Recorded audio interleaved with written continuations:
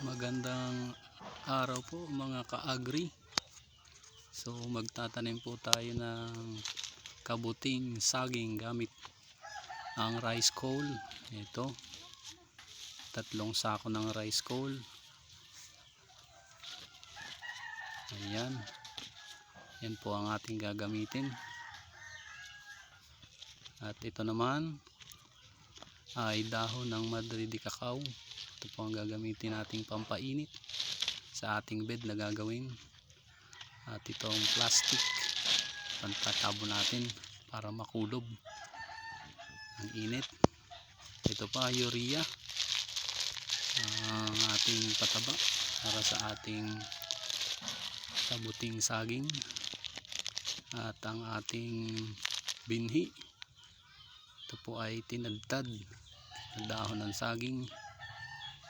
At merong po siyang, kung nakikita nyo, yan, parang sapot ng gagamba pababa.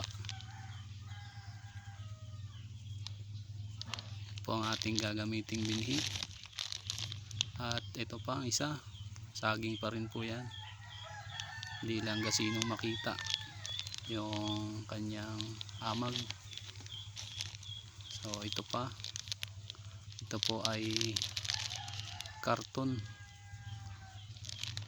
So bale 2 daon ng saging at 1 karton ang ating pinagawa ng ating F0. Ito po ang ating direct na itatanim. Ito po ang aking mga nagawa na mga bed.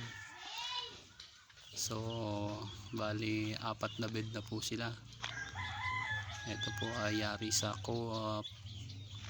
sa dahon ng saging. Ito, ayan, bali 4 po yan.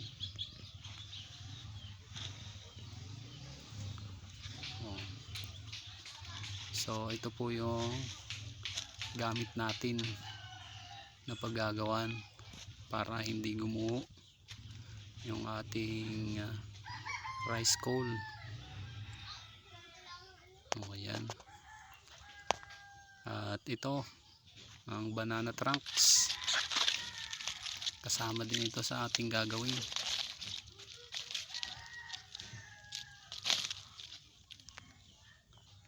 Medyo konti lang po yan kasi maliit lang ating gagawin. So ganito lang po ang proseso ng aking pagtatanim. Ayan, patas lang po natin sa gilid.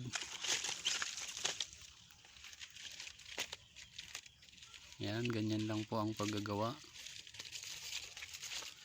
mga ka-agri. Tapos patungan natin.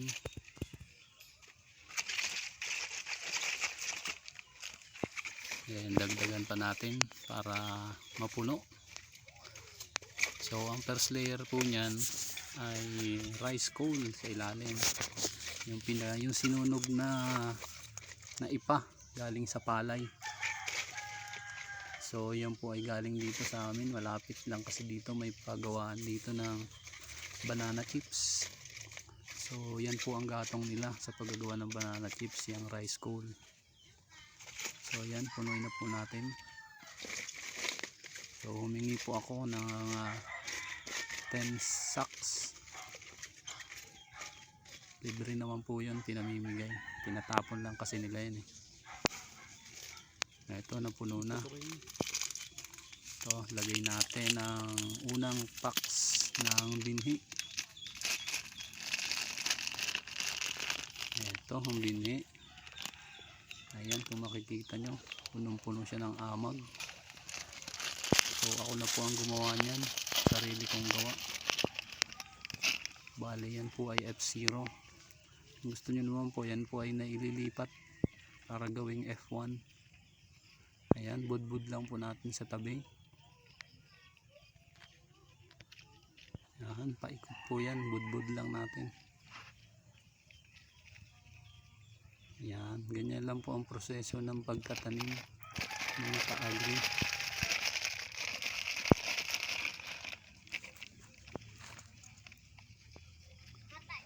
Ayan.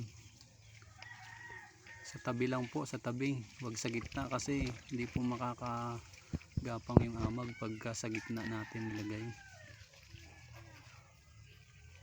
So dito rin sa tabi, magtabi ng tabi.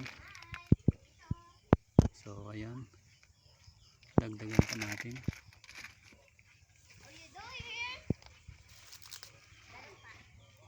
At lagayan natin ng Madre de Cacao.